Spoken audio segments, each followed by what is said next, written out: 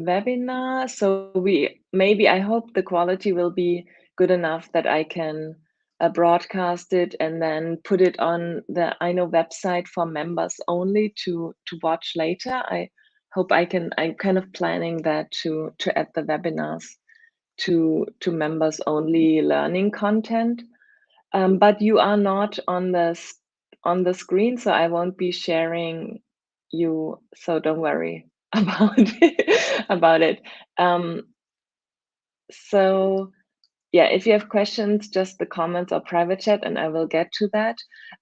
This webinar here this month, I thought last time I gave a little bit of an introduction. So this time I thought I share my kind of workflow for working in full site editing, because it's so new to most people still, even like people who are so familiar with WordPress in general. So I just share a few tips that I find helpful actually making it work and making it a good experience. So I try to share as much of my screen as I can. So the first thing I wanted to mention is, like I just did, if you want to work on your website design and on layouts and work with patterns, it's so helpful. And also, especially in the editor, I open this up, and I'm not sure if you experience that too.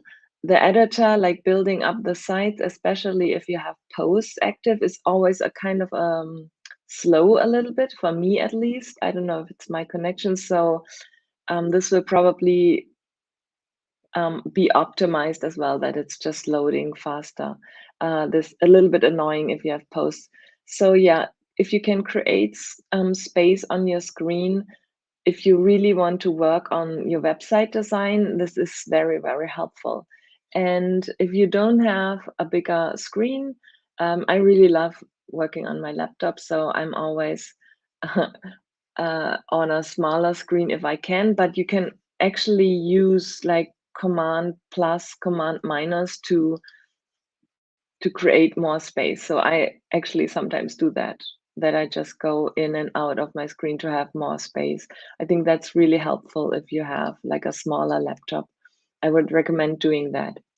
Then as many as so that's my first tip. Like if you can create space on your screen, you should really do that, because my next tip and like favorite feature I wouldn't want to miss and live without is the list view. So if you edit anything on your site, if you work in patterns, and I know I'm repeating myself, but the list view here, and it's Control Command O for opening up and closing. Oh, that's not working. What is the short key? Command Option O. Command Option and O for Macs, and so to just quickly open it up. I come to the shortcuts in a minute, and it's just very helpful. At the moment, unfortunately, like we used to on other softwares, we can't like make this a smaller percentage of our screen at the moment. I hope they're working on it. Maybe we should add an issue to GitHub if they are working on that, because it would be nice to have it a little bit smaller if needed. So the list view is just so great because you really get an overview where you are at. And as you can see, with like more complex layouts, like for instance here on my blog site, it's really important because there's so many little things added to, like here in the footer. And so if I'm on the site and I click on anywhere and I get this little indication here, or it's not little, like the blue bar showing me where I'm at exactly. And then of course, like it's inverted a little bit, so I can open up elements and I always see, okay, this is all included in the query block. And then I get my things that are included. And this whole thing is added into a group block, which we always do because it's so helpful to have the group block. I just said that in the meetup I did last time, the other days. So the group block, we always kind of try to add things into a group block, because this way we can give this group block a background color, and you can have a full width background color for your site. And it's also like better to organize. So I can, if I just want to work in my header, for instance, I can close all the other things. I can close the navigation, and I just get a better overview where I'm really at in my site. The next thing, if we go into the template parts and work, for instance, on a smaller area like the header, the next thing I always do is put the toolbar on the top, and I can do that by using this little action icon here and put the top toolbar on. This is just to create more space. Otherwise, it's sometimes really not possible in smaller template parts, for instance, to get anything done because it's so annoying. So I would always in the site editor put the toolbar to the top. That's my second tip. Then inside just the default editor, what is super helpful, so I'm going to switch a little bit around between like the post and blog editor and the site editor. Just I collected like a little bit of random tips. So the next thing is very helpful, and it gets, sorry, this looks a little bit ridiculous here, but I was testing bigger fonts, and a lot of people I think maybe miss that, is this little detail icon here in the block editor, and especially for writing, um, it gives like super helpful indications for the elements that are especially on posts. And I find this so helpful, and a lot of people just overlook it because it's just a small, like it looks like help, or it doesn't look like much. So I get indications like how many words and characters I've used, how many headings, paragraphs, and how many blocks in general. So this is super helpful. And here something is happening. So a lot of like, if you're not professionally working in blog posts, you don't really care like about the file structure or the HTML structure that is supposed to be, that you're supposed to be following in things like posts. So this is super cool that we have a little indication here, and the H3, for instance, shouldn't be above the H2. So I'm getting the little notification here that it's an incorrect heading level. I did that just for testing the part here, but I shouldn't put a heading 3 above a heading 2, so I should change that. Um, and I can, of course, change that pretty easily and update my post, and the indication that I did something wrong is gone. So you should always follow the structure. First, the heading 2, and then a subheading 3 or 4 if needed. But you can mostly work with 2 and 3, and then change the font sizes as well. But I wouldn't recommend to put, like inside a post, I wouldn't recommend to put a heading 2 and then the same heading 2, but giving it a different font size. This is not looking great. It should be, the size should follow the level as well. So a heading 3 should be smaller as a heading 2, and so on. Sorry, this gave me a little bit of a, not nervous, nervous attack is too big of a word, but I thought, oh my gosh, I can't share the screen. Made me a little nervous. So I'm glad it's working out. This was my next tip. I wanted to share that it's not specifically for full site editing, but I think it's just something a lot of people miss, and that is super helpful. So one other thing that you can find in general, and I also like have to admit I still need to get used to that, is if I open the little action, is it called actions? Options, it's called options. The options icon here, I get keyboard shortcuts, and this is so helpful. And I get a list of all the shortcuts available, and it's easily overlooked, and sometimes things change, but if we get familiar with using these shortcuts, it helps so much, because I get a lot of feedback that working in the block editor is a little bit difficult for our users, and it making it not easier, but sometimes it feels like it makes it harder for people to use WordPress to even write just a post. But I think learning a few of the like default shortcuts, especially in the block editor, is so helpful to make just working in the block editor easier. So like going up and down the levels, selecting blocks with shortcuts. If you go through this list and maybe like write it down even and try improving your workflow, this is very helpful. I especially use it for um, like navigating through blocks and deleting certain elements or selecting elements. You can duplicate selected blocks.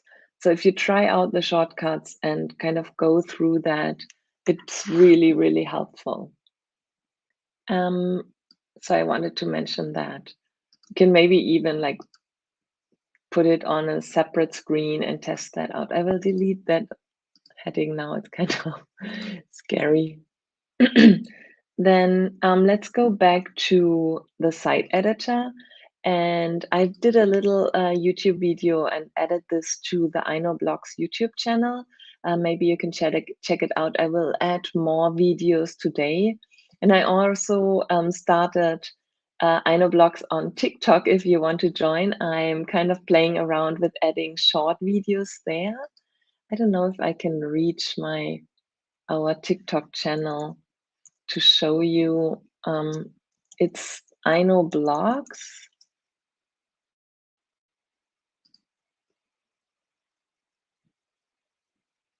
I'm not sure if I can find myself here. It should be I Know Blogs.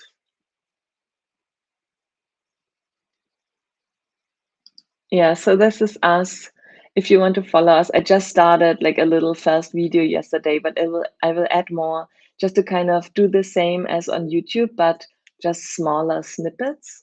I think it can be kind of fun and um, just general full site editing tips or like little snippets we can do in shorter videos. I'm still like learning to do short videos. I always tend to do like talk too much and make it too long, but I'm trying. So follow us on there if you want to. I think it will be funny. Back to the global styles, because I mentioned the TikTok video because I talked about the global styles or styles option. So, what is interesting in the styles? It's a little bit sad at the moment that we can only access styles by going into the site editor and then having this little styles option here. I think later on we will get access right in the editor sidebar here working on styles. I have no idea why they kind of hide it at the moment. Maybe because it's still in beta, I don't know. So what was interesting, and I kind of like didn't realize, oh no, oh sorry, I left. This always happens to me. I think they should kind of work on making it more accessible, the site edit. I think they will because it's still in beta. They kind of still a little bit hide it. So what I found really helpful and kind of didn't realize how helpful it can be, I tried that just yesterday, is, and I'm not sure if this is only an option if I have the Gutenberg plugin active. At the moment I have, so I have this option. Of course, I can edit the themes color palette, which is helpful. So if I change colors here in the themes color palette by editing the colors and going into the color palette, the advantage is that every pattern the theme comes with and applies this color will already be changed. And this also works for every time you have added a pattern with this particular color, like this color we use for the newsletter background. So if I change the color here and I've applied the newsletter background already with this color, it will change automatically on any page. So this is a little bit of a new concept we need to get wrap our head around, that it's like connected because it uses this particular CSS style and it doesn't, so it only works with the CSS class with like with a name, it doesn't work with the color code. So I can change it and the name stays and it applies to the entire theme. But I can also do custom colors. So if I especially maybe work on a client website and I have my theme colors, maybe I think it's helpful for if you have an additional element, for instance, in post, you always want in a particular color, maybe a notification bar or a heading or something like that. You can add custom colors, and I would recommend to give this a name, and you can kind of name it after where you apply it on this website. If you're sure you only apply this color for as like your special heading or something, you can name it like that. Otherwise, if you have multiple purposes for this color, I would recommend to give it a neutral name, like maybe a name. Color 1 isn't really great, but you can rename the color and you can call it, I can do uppercase, accent 2, for instance. And then you can kind of neutrally apply this color in your, like in the web design. If you know it's only going to be for maybe, I think, purposes like a badge or a special button or something like that, for customizers, maybe makes sense to give this the name of where you want to use this color. So the cool thing is I've added this and I now have it available on every color palette I'm working on. Like I'm just in the site editor, I make this example in the heading. I will go into settings to reach my blog, and I will have this custom color available. And the cool thing is it has this name. So if I apply this color in the CSS, maybe on a neutral, like just in the blog post, I show you what I mean. So if I'm in a blog post and I want to apply this, I'm adding a little bit. Maybe I have this special text here and I want to give it that new color. I have the color here, and okay, now it's purple, but on the front end, and this is really helpful, I find, I get this purple color, and if I now inspect my site, I show you a little bit of the background because I think it's especially helpful for people who use these full site editing themes for customers' websites. So here I get this new CSS class and it says has custom accent 2 color. So it's always the same structure, has minus custom, and then at the end minus color, and then my name, accent 2, because I called it accent 2. And the cool thing is I can later on in the site editor, if I apply this to the post or to anywhere in the website, and I later on change this color or even delete it and create a new color with the same name, it will, the CSS class is available, so I can work with this CSS class from now on. So this is pretty cool. It's really helpful, I think. Maybe you can try out just like how you want to use it. But I think it's pretty cool that these custom colors have a specific class name you can use and just customize. And the same is, it works the same for the theme colors. They have a class name. And the cool thing for this is we kind of always use the same color palette in every theme we use. So if later on you maybe want to switch to another theme, you will have the same color palette available and the colors will already apply into the new themes. So if you use patterns kind of from different themes and mix them, it will all kind of work together. That is the system, like in the background, that we're working to create with InnoBlocks. It's a little bit complex, and we're just working on a new design that has more color options, and we will add a few more colors to this palette, but we will make this color palette like a standard color palette for all Ino themes.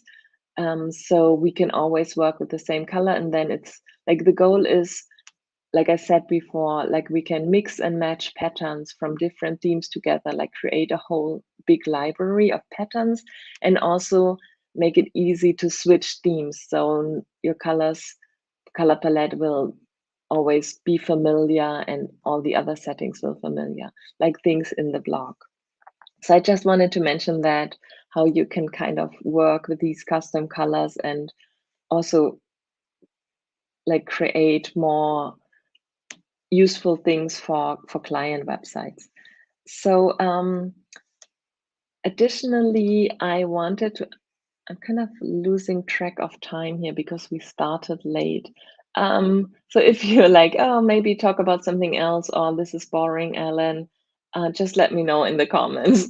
So another thing I wanted to go into, because I got this in the meetup we did also the other day, is someone asked how the custom template and template parts work. So someone said, how can I customize my header and then I don't want to lose my customization? How do I kind of do that? And at the moment, because the settings are so minimal, what we kind of came up with as a workaround is that I can add a new template part, because someone asked, like, I want to keep that customized header for myself, like not depending on the theme. So what we kind of came up at the moment, and I think this will improve, it's just really early beta version of like template editing, is that we can create, of course, new templates here.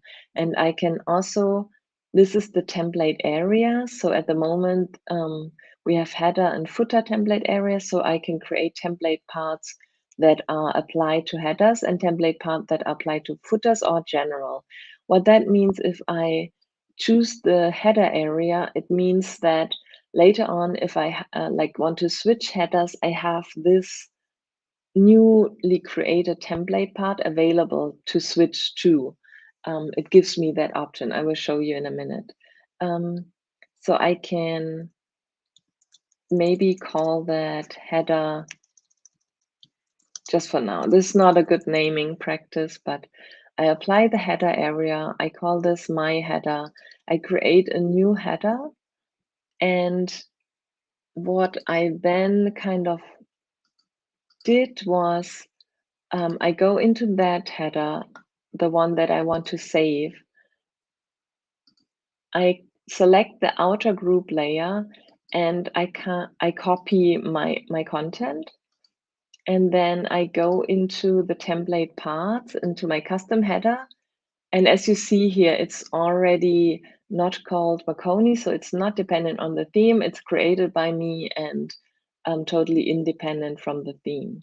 So now I go into that header and I want to paste my content from the other header inside. This is empty at the moment. How did I do that?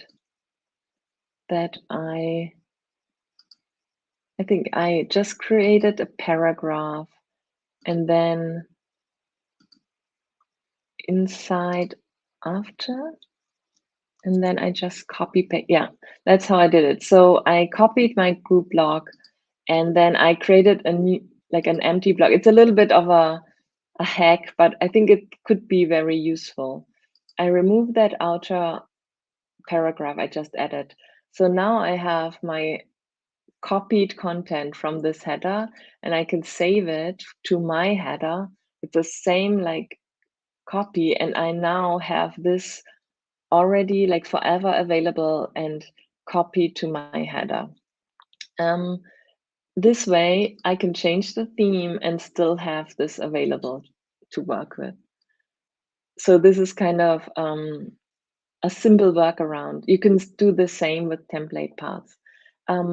Why I needed to create this header area, like choose the header area, is so if I'm in like any kind of page and I'm in this header, outer header block, and I click on replace, I should have my header now available to switch to. And as I see that, this is my header, and I can choose it to be used in the header area. If I wouldn't have chosen it in the header area, I wouldn't have it available. So this is like how you can, in a simple form, work with template and template paths, create your own template paths.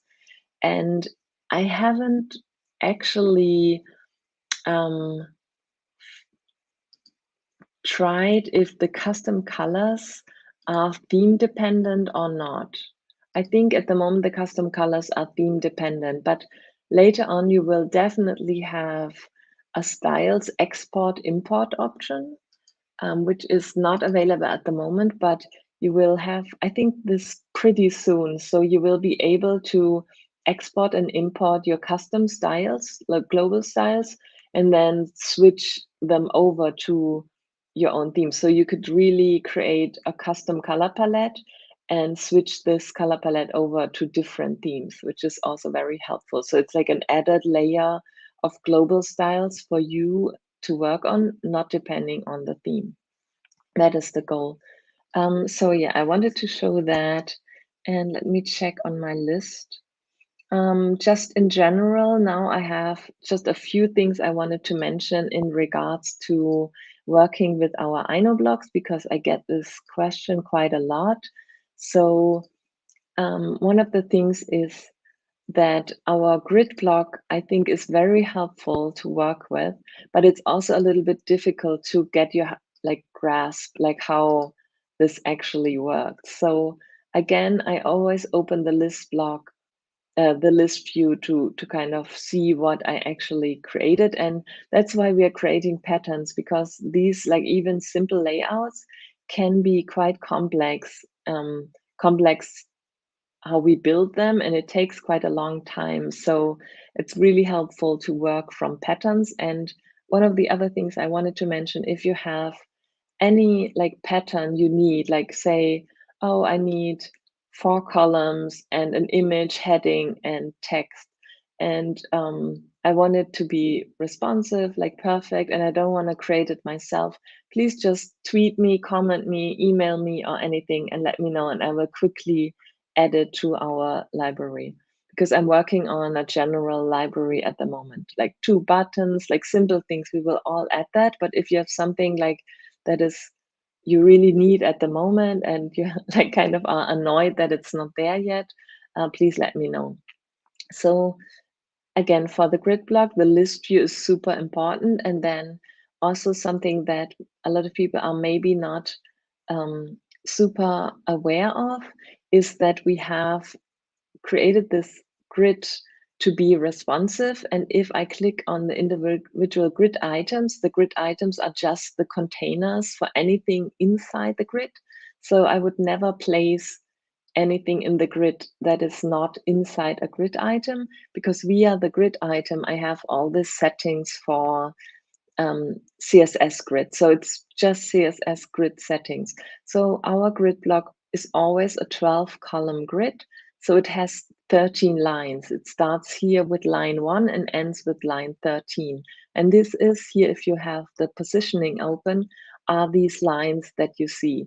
I will create a cheat sheet for the grid block, and I also create the cheat sheets for the other blocks. I think I will have this blog post ready up within today, so tomorrow, for anyone who is in another time zone.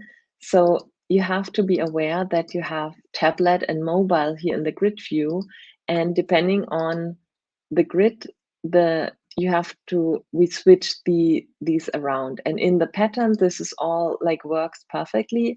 As you can see here on mobile, I use the full width, so I stretch this first element. The grid item here that is later in desktop in 3-column, I switch it to a 1-column, so I stretch it over the entire grid.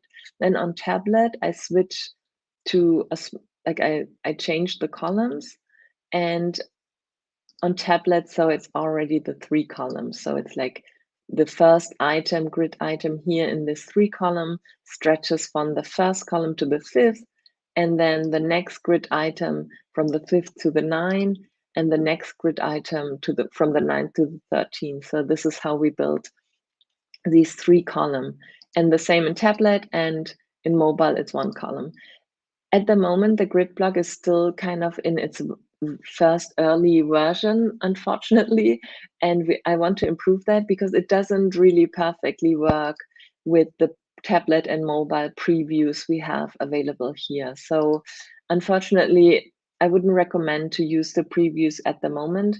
You can kind of check it out if you go into preview mode and just check it out on the front end, like if you change anything and see if this like works or not for you. But I will definitely improve it and make it like work better in the editor previews as well. It's a little bit complex, so I hope that it's okay for you, that it's just like we didn't improve the editor perfectly because we just wanted to get it working, and like be able to build grid layouts in the front end. And I think in general, it's really useful for our patterns. And again, if you have patterns, we kind of already pre-build everything, so you don't need to change anything. But it's maybe helpful to get a better understanding, to kind of look what is actually happening. So for this heading, it's always like full width in the grid. And here it's like we change the columns. And then there's a whole lot of other settings. And this is all CSS Grid related for anyone who likes cheat sheets and wants to learn more about CSS Grid and maybe hasn't seen the website on CSS Tricks. There is one super helpful. I even references this a whole, like I always have it like open if I'm not super familiar. I'm more familiar with Grid. I always struggle with Flexbox, and on CSS Grid they have a cheat sheet for CSS Grid and for Flexbox. So anyone who doesn't know these, but I think probably everyone who um, worked with Flexbox or Grid knows these ones. It's so helpful. I always like I thought about getting the poster, but like shipping is a little bit expensive here out to New Zealand. But getting yourself familiar with these settings in Grid and Flexbox is super helpful to get kind of a better understanding if you want to work more professionally on these. I will do YouTube videos for Grid and Flexbox for our settings as well. But what we kind of did in the editor, we kind of just recreated the settings that the grid CSS Grid options have. And this way we can kind of use CSS Grid right in the editor, and Flexbox as well kind of works the same. So I think that was all these kind of notes. Yeah, ask for patterns, like general patterns you like. And then one note I had made was regarding custom fonts, because I get this all the time. And if you somehow can wait for WordPress 6 and the web font API that will be included in WordPress 6. I think that would be great if you can maybe work with the default theme fonts for the moment, or work with an external plugin. And I will research a little bit more like what will come in WordPress 6, and kind of try to like get the info out early, because at the moment, to be honest, I don't even know like what it will include and how it will help us, but I know it will, and they're working on it, that it will be super easy for in block themes and via full site editing to add custom web fonts and add your own font, similar to the custom colors I explained. This will Something like that will be created, so we don't need extra plugins, and the fonts are, I think, locally stored, which is important for um, like for Google Fonts. And so I think, yeah, I try to get more information and a video up as soon as I can. Hopefully, yeah, I hopefully will be able to do that like by next week, because I think it's important, and this is like one of the most questions I get, like how do I get my own fonts on it? And I totally understand, but it's a little bit it should be done right. So if you can wait a little bit, end of May is the release for WordPress 6, so it's not long. So maybe save yourself the time to add custom fonts now and wait a little bit. But I would definitely add more content and blog posts, YouTube videos on that topic because I love fonts myself. And I totally understand that it's like a super easy way to customize a website. So that was yeah, something I wanted to mention. And then in general, like we said before, if we can at the moment work with minimal solutions and realize that full site editing will get more and more features added and more options will come, like WooCommerce support will be fully on, and we are working on that. So if we can kind of find simple workarounds for the moment for specific things, or like say, okay, I maybe don't have this option at the moment in my website, but I know I will be able to add it in like 2 or 3 months, and I'm okay with that. So I would really recommend to build any website on full site editing that can kind of um, work that way, that it doesn't need to be have every feature added right away, but it's still an advantage to have the website on full site editing and save the time to rebuild something completely in like a few months or a year or in 6 months or so. So if you can, like if you have a project that can work like that, like we do that all the time. Like our Blogs website, it was a first version. We just wanted to get something up and running to get in some information, and we know we can switch a theme later on. We will probably, like, we're building a more business style theme at the moment, and we already know, okay, we can switch to that theme with Blogs, and we can add features there, and we can add more patterns, more content, and that's kind of the approach we are working as well with. So if you have a project that can work like that, I think it's great to start minimal and know that these features will be added and new patterns will be added, and we will have a lot more things added, like WooCommerce support and things like that. So we kind of grow with like how full site editing will be growing, and then be independent from something like Elementor and things like that, because it's so bloated, and for most project it's really like too much, and you're dependent on an extra big plugin, and that is always something I kind of don't like to do. It's so restricting. So yeah, if this kind of general mindset of knowing that the features are added at quite a fast pace is something that is, I think, good to keep in mind as a tip. So I think that was it from me regarding. I totally lost track of time. I have no idea how long we are in, but if you have any kind of questions you want to add in the comments, like something I should explain a little bit in more detail now, or just general things I should maybe mention, um, maybe we can do that now. Or if you want to, you can also like comment if you want to come into the screencast and want to discuss something. Or what we can also do, maybe that is helpful, I can end the broadcast now, and then we can switch on our um, I actually shared the YouTube link too, so I think some people are on YouTube now and some are here in the stream. So I think that was it from me. Please, anything you want to comment or want to have answered, just email me or let me know on any kind of channel in the comments on our support button for Blogs. That is maybe something I should mention. I'm not sure if everyone is familiar with that we have this, that should come up. We have this little support um, button here, so you can ask us questions there anytime. It's like a contact form, and any kind of questions or support I will answer there as well. I think that was it from me. So I will end the broadcast, and if anyone wants to have feedback or has questions, we can do that then.